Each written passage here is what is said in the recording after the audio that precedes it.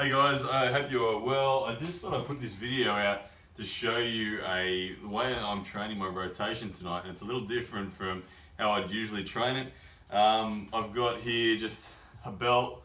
I've got about 10 kilos there, something like that, I don't know, about 10 kilos, but where typically a lot of us train a rotation like this, we loop over the thumb, whatever.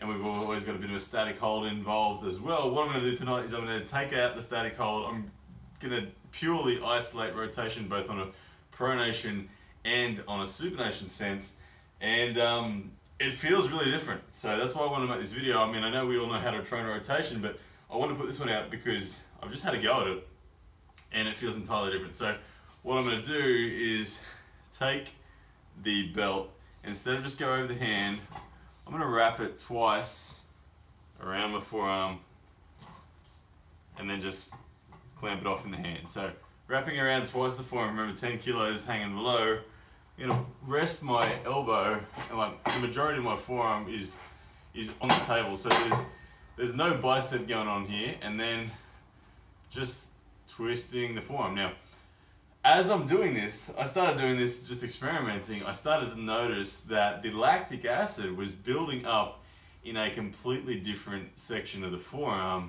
compared to what it usually does when I train pronation.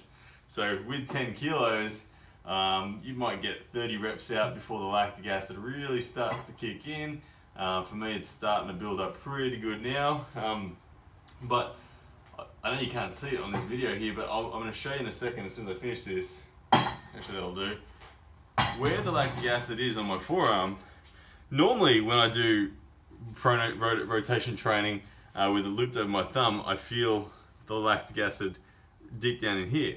The method that I was just doing then, it's full all the way up that the top of the forearm, so the top of the flexors along that sort of radial bone there. But that is the area that is really filling with lactic acid quite significantly, and it's totally different to what I normally experience when I'm training my rotation. So discovering new angles to train and ways to put new tension on the arm is always awesome. So that's what I'm doing with rotation on a pronation sense.